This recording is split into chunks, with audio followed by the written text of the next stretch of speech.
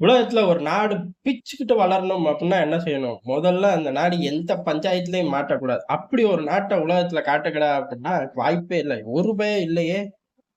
ஏதோ ஒரு பஞ்சாயத்த சுத்தி இருக்கும். அதுல அந்த நாடு சிரமப்படும். ஒரு கூட்டணிய உருவாகும். இல்ல அந்த பஞ்சாயத்துக்குன்னு சில காலங்கள், சில டாலர்கள பம்ப் பண்ணி தான் ஆகணும் அப்படின்னு ஏதோ ஒரு பாயிண்ட்ல இழுத்துட்டு போயிருவாய்ங்க. இத்துணூண்டு விஷயமா இருக்கும். ட்ரிகர் ஆயி பெரிய அளவு கூட்டணிக்குள்ள போய் நிக்கிற ரேஞ்சுக்கு கொண்டு போய் விட்டுருவாய்ங்க.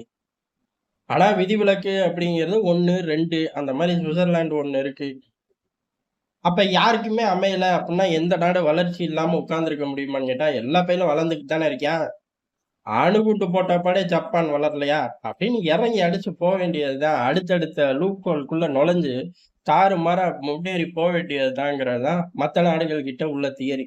அதுல இப்ப முடிசூடா மன்னனா இந்தியா வந்துருச்சு. அப்பேற்பட்ட 2 விஷயங்கள் தான் இப்ப சமகாலங்கள்ல நடந்திருக்கு. அதத்தான் விரிவா பார்க்க போறோம். ஒண்ணு என்ன அப்டின்னா, பொதுவாவே இந்தியா போன்ற வளரும் நாடுகள், பொதுவா வளர்ந்த நாடுகள் எவன்னாலும் சரி, குறிப்பிட்ட செக்மென்ட்ல பெரிய அளவு மைலேஜ் எடுத்தான் அப்டின்னாலே, அந்த மைலேஜ உருவறக்கு 1 டசன் பயலுக சேர்ந்துருவாய்ங்க. அதுல எதிரி, எதிரி இல்ல எதுவும் கிடையாது. எல்லாரும் சேர்ந்து அமுக்கி தூக்கி வீசிருவார்கள். இந்தியா இப்போதைக்கு சமகாலங்கள்ல, இந்த கோவிட் காலகட்டங்கள்ல இருந்து வேக்சின கண்டுபிடிச்சதுலருந்து நம்ம பயலுக ஆட்டம் நமக்கு குஷிதான். ஒட்டு மொத்தமா குஷிதான்.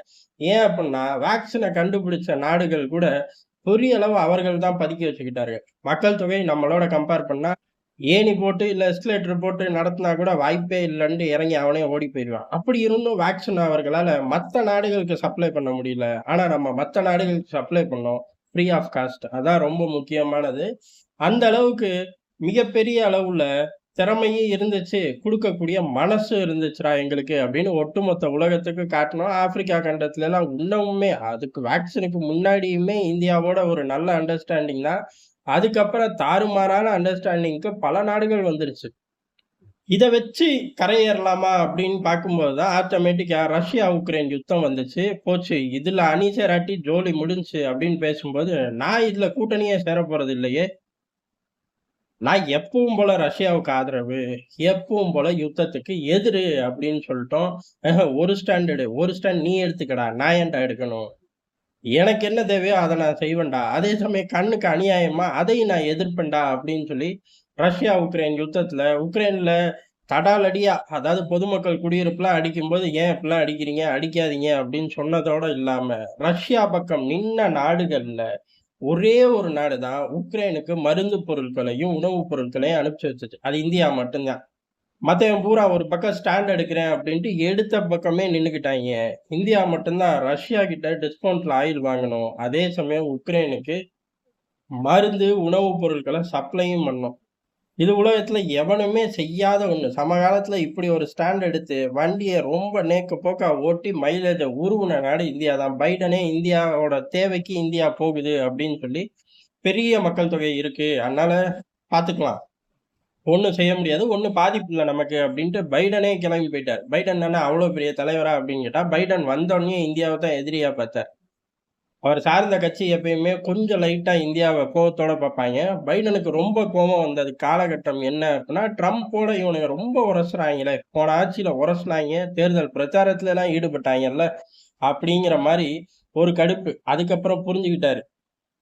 உள்ளூர் அரசியலையும், வெளிநாட்டு அரசியலையும் போட்டு குழப்பிக்க கூடாது. அப்படி குழப்பிக்கிட்டோம் அப்டின்னா, ஜஸ்டின் ட்ரூடோவோட அண்ணே நம்மள அப்டின்ருவாய்ங்கன்ட்டு, மனுஷன் உஷாராயி விலகிக்கிட்டு இந்தியாவோட அனுசரிச்சே பயணிக்க ஆரம்பிச்சுட்டார். ரஷ்யா, உக்ரைன் யுத்தத்துல அமெரிக்கா காட்டமா செயல்படும் அப்டின்னு சொல்லி காத்துக்கிட்டு இருந்தவனுங்களுக்கு பூரா, அமெரிக்கா காட்டு காட்டுன்னு காட்டி விட்டுருச்சு. அந்த ஒரு அதிர்ச்சியில இருந்தே மீள முடியல. அப்படி இருக்கும்போது தான் அடுத்த கட்டமா இஸ்ரேல், காசா யுத்தங்கள்லயும் நம்ம தெளிவாவே ஸ்டாண்ட் எடுத்தோம்.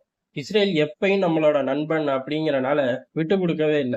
அதுக்குன்னு காசால செய்யக்கூடிய மருத்துவமனை தாக்குதல், பொதுமக்கள் குடியிருப்பு தாக்குதல் இதெல்லாம் நம்ம கண்டிச்சோம். ஐநாலயும் கண்டிச்சோம். எடுத்தும் ஓட்டு போட்டோம். இஸ்ரேலுக்கு ஆதரவாவும் ஓட்டு போட்டோம். அன்னன்னைக்கு என்ன செயலோ அத நோக்கி கிளம்புனோம். ஒரு பயலும் நம்மள ஸ்டாண்ட் எடுக்கவே சொல்லல. இஸ்ரேல் நம்ம இஸ்ரேலுக்கு எதிரா போமாட்டோம்னு தெரியும். அதே மாரி இந்த குட்டி, குட்டி சேட்டைகள நம்ம திட்டத்தான் செய்வோம்னு அவனுங்களுக்கும் தெரியும். அவர்களும் பெரிய அளவு நம்மளோட அனுசரிச்சு தான் பயணிச்சார்கள். இப்படி ஒவ்வொரு விவகாரங்கள்லயும் மைலேஜ் எடுத்துட்டு வரும்போது, ஒரு நாடு யுத்தத்த சந்திக்குது அப்படின்னா தொலைஞ்சுச்சு. எடுத்த மைலேஜ பூரா விடணும் அப்படிங்கிறத பாகிஸ்தான் கூட சொன்னாங்க. பொருளாதாரத்த இழக்க வேண்டியது வரும் பாத்துக்க அப்படின்னாங்க. அடுத்து ஒரு 3 நாளுக்குள்ளயே அடுத்து சொன்னாங்க. அதாவது ஒரு 3 வருஷம் பொருளாதாரத்த இழந்துருவீங்க பாத்துக்கங்க அப்படின்னாங்க. டேய்! பொருளாதார இழப்பெல்லாம் உனக்கு மட்டும் தான்டா. எனக்கு கிடையாதுடா. நான் அடி குடுக்க போறேன். நீ அடி வாங்க போற. நீ சொல்ற தியரி பூரா 2 பக்கமும் அடி விழுந்தா தான்டா அப்படின்னு சொல்லி அறிக்கையா நம்ம விடல. பதிலுக்கு சம்பவமாவே செஞ்சு விட்டோம். இந்தியாவுக்குள்ள எந்த ஒரு பாகிஸ்தான் ஆயுதத்தையும் நுழைய விடல. நியூட்ரலைஸ் பண்ணோம். பாகிஸ்தானுக்குள்ள அவர்கள் ராணுவத்தோட வலிமை 20% தட்டி தூக்கிட்டோம், அழிச்சிட்டோம்.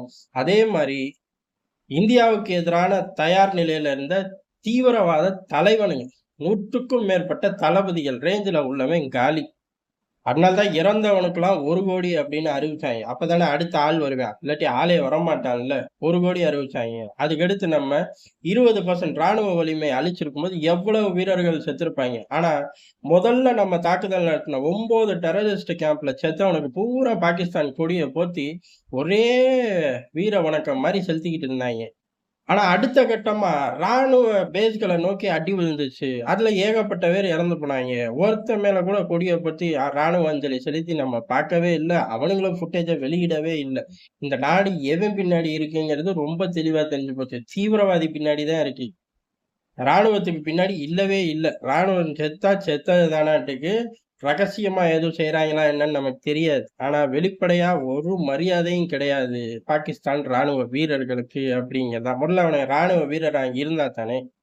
இங்க டெரரிஸ்ட் கேம்ப்ல உள்ள முக்காவாசி பேரு, இல்ல பாதி பேராச்சும் பாகிஸ்தானோட உளவுத்துறையோ, ராணுவத்தில இருந்த ஆட்களா தான் இருப்பாங்க. ரிட்டயர்ட் ஆகி ஒண்ணு சவுதிக்கு போயிடுறாய்ங்க வாட்ச்மேன் வேலைக்கு. இல்ல அப்படின்னா பாகிஸ்தானுக்குள்ளயே இருக்கவன் தீவிரவாதியா மாறிடுறான். 1, 2 பேர் தான் அன்றாட வாழ்க்கைக்கு கிளம்பி போவாங்களாட்டுக்கு.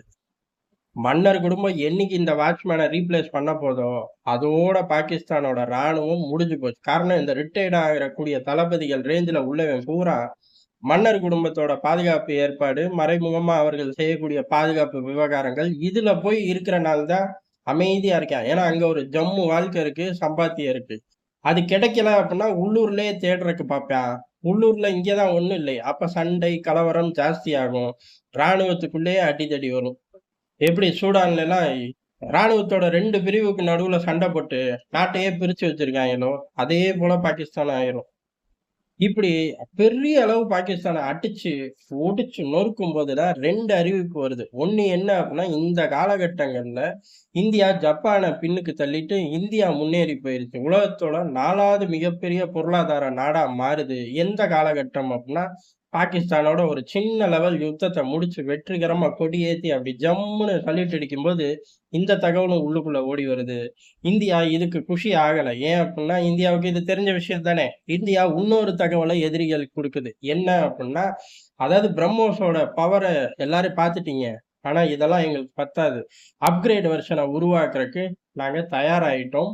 உருவாக்கிட்டோம் அப்டின்னு சொல்லி 2 ஸ்டேட்மெண்ட்டா விட்டுட்டோம். இப்போ தயாராயிட்டோமா, உருவாக்கிட்டோமா அப்டிங்கிறத மிக விரைவில் பாகிஸ்தான நோக்கியோ, இல்ல அதுக்கும் மேல எவன நோக்கியோ தட்டி விடும்போது, "பார்த்து தெரிஞ்சுக்க" அப்படின்னு சொல்லி இந்தியா இந்த காலகட்டங்கள்ல எது எமர்ஜென்சியான காலகட்டங்கள்ல வெற்றி பெற்று, பின்னால் எதையுமே இழக்காம அந்த செக்மெண்ட்லயும் வெற்றி பெற்று, உலக அரங்குல கெத்து காட்டுதுங்கிறது தான் எதார்த்தமான உண்மை.